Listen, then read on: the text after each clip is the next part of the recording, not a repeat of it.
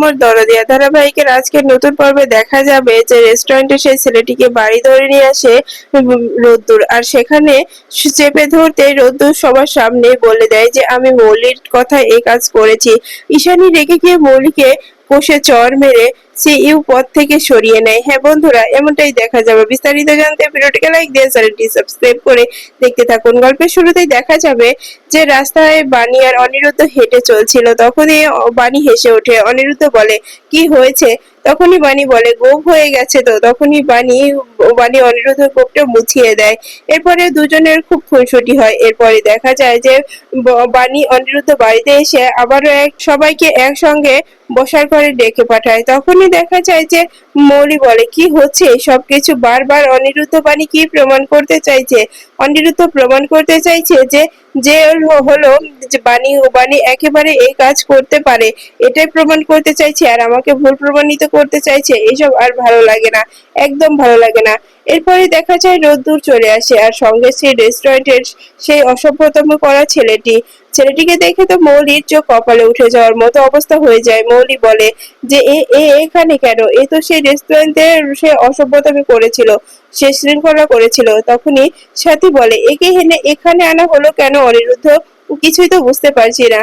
তখন এই রোদ্দুর বলে, হ্যাঁ, এনাকে এখানে আনা হয়েছে একটাই কারণে, এই ছেলেটা এই ছেলেটা কার কথায় এই কাজ করেছে সেটা প্রমাণ করার জন্য। তখনই মৌলি ইশারায় ছেলেটাকে চুপ করে থাকতে বলে এবং ওর নামটা না ওঠে সেটা নিষেধ করে। কিন্তু ছেলেটা তো ভয়ে খুব খুব ভয়ে থাকে। অনিরুদ্ধ ছেলেটার কাছে এক পা দুপা করে এগিয়ে যায় আর বলে, কি হলো, কথা বলবে না তুমি?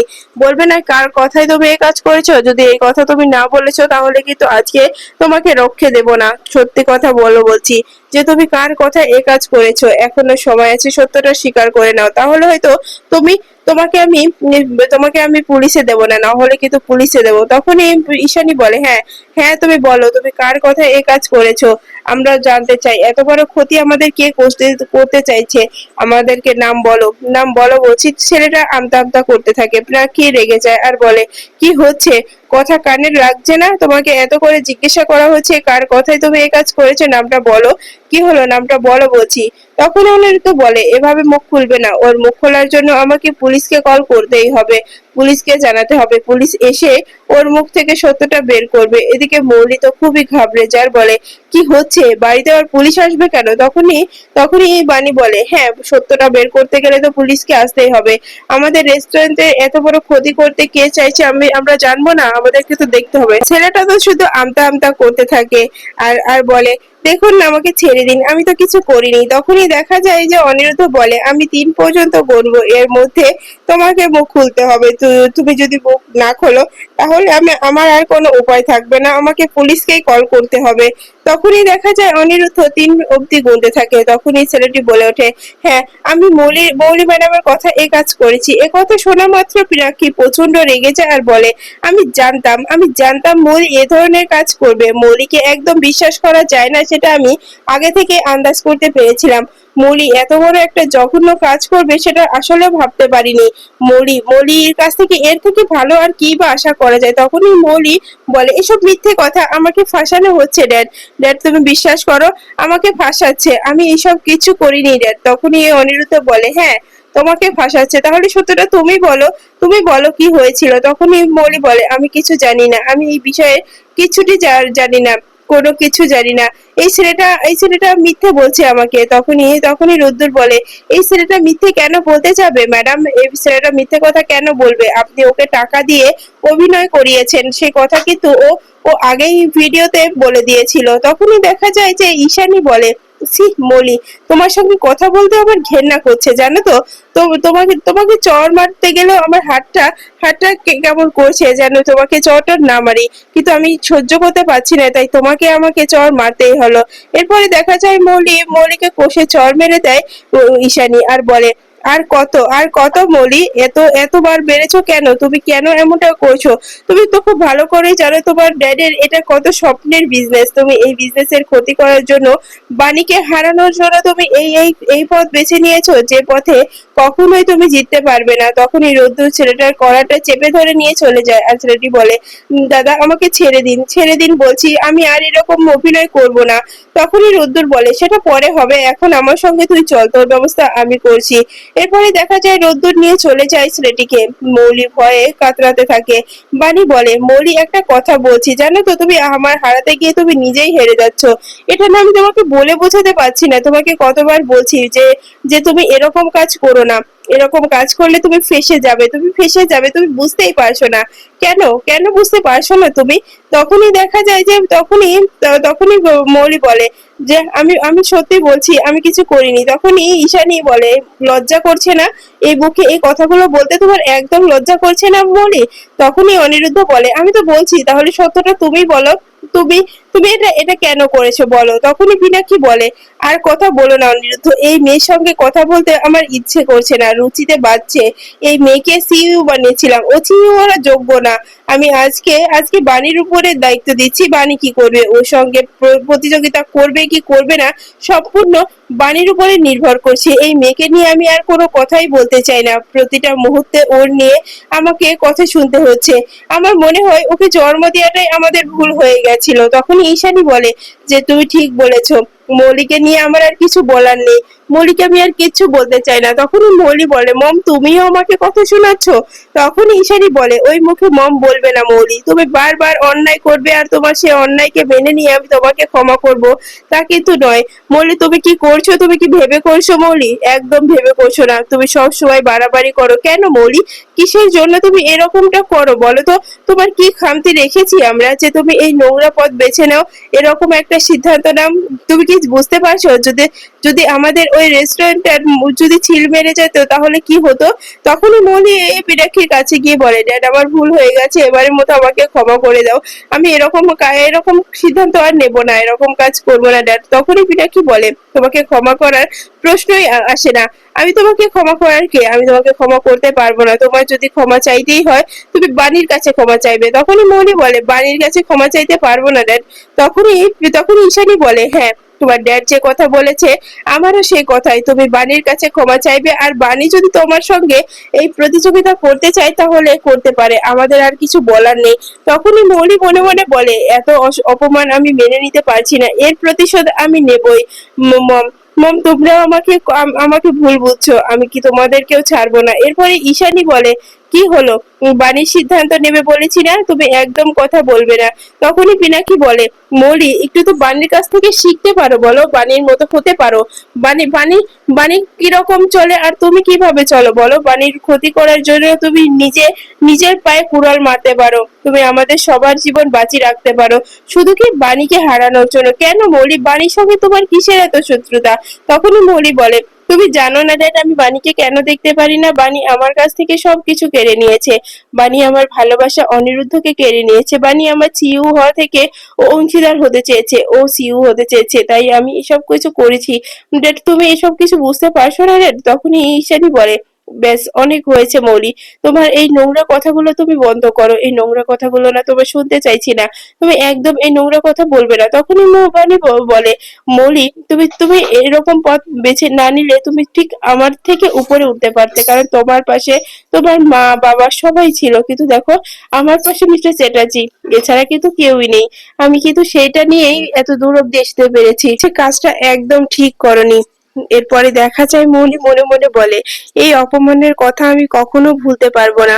আমাকে অপমান করলো না বাণী, সবার সামনে ছোট করলো, তার প্রতিশোধ আমি নেবই, না হলে আমার নামও মৌলি রয় নয়। এরপরেই দেখা যায় যে ঈশানী বলে, হ্যাঁ বাণী তুমি কি সিদ্ধান্ত নেবে? তুমি সিদ্ধান্ত নাও, পিনাক্ষী তোমাকে সিদ্ধান্ত নিতে বলেছে, তুমি যেটা নেবে সেটা ভেবেচিন্তে নেবে, এখানে আমার আর কিছু বলার নেই, কারণ মৌলিকে নিয়ে আমার আর কিচ্ছু বলার নেই। তখনই মৌলি বলে, মম তুমি বলতে পারছো তখনই তখন ঈশানী বলে, হ্যাঁ বলতে পারছি। তোমাকে নিয়ে আমি গর্ব করতাম, সবার বিরুদ্ধে গিয়ে তোমাকে সিইউতে বসিয়েছিলাম, কিন্তু তুমি কি করলে? তার প্রতিবাদ তুমি তুমি এরকমটা করতে পারো না। একদম একদম বিশ্বাস করি না।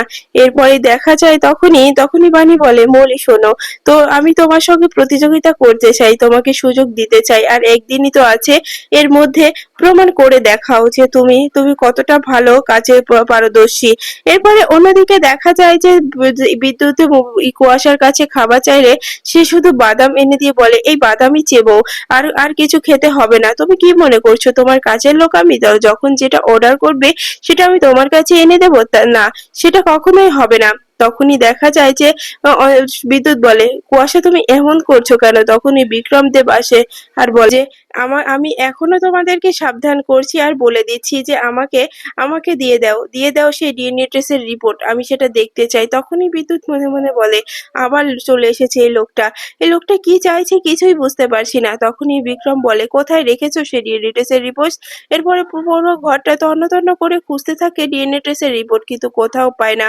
তখনই বিক্রম দেব বলে, আমি ভালোই ভালোই বলে দিচ্ছি ডিএনএ টেস্টের রিপোর্টটা আমাকে দিয়ে দাও। তখনই বিদ্যুৎ বলে, সত্যি বলছি যে ওটা আমার ডিএনএ টেস্টের রিপোর্ট, ওটা দিয়ে আপনি কি করবেন? ওটা ছেড়ে দিন বলছি, ওটার কথা বলবেন না। তখনই বিক্রম দেব বলে, আমি যেটা বলছি সেটা তো আমি করেই ছাড়বো। আমি ওই ডিএনএ টেস্টের রিপোর্ট দেখতে চাই। আমার হাত থেকে কেড়ে নেওয়া হয়েছে, যদি তোমারই হয়ে থাকে তাহলে আমার হাত থেকে কেড়ে নিয়েছিলে কেন? আজকে আমাকে দিতেই হবে। কুয়াশা, তোমার বরকে বলো সে যেন ডিএনএ টেস্টের রিপোর্টটা আমার হাতে তুলে দেয়। তখনই বিক্রম দেবের কথা শুনে তখনই সেখানে শ্যামলী আসে আর বলে, কি হয়েছে এখানে? কি নিয়ে কথা হচ্ছে এখানে? তখনই বিক্রম দেব বলে যে এই যে এসে গেছেন তো মিসেস ঘোষ, এই যে এদিকে আসুন বলছি। আপনি আপনার ছেলেকে বলুন যে সেই ডিএনএ টেস্টের রিপোর্টটা যেন দিয়ে দেয়। তখনই শ্যামলী বলে, ডিএনএ টেস্টের রিপোর্ট? এটা কি? এটা মানে কি? বুঝতে পারছি না তো, বলুন তো বিক্রম দেব এসব কি? তখনই বিক্রম বলে, আপনি আপনার ছেলেকে বলুন ওই রিপোর্টটা আমার প্রয়োজন, বলুন ডিএনএ টেস্টের রিপোর্টটা আমার হাতে তুলে দিতে। তখনই দেখা যায় যে তখনই শ্যামলী বলে, কেন, এটা কি কোনো রাজ্যের নাম? বলুন না। তখনই বিক্রম দেব বলে, এ কোন পাগলের পাল্লায় পড়লাম আমি?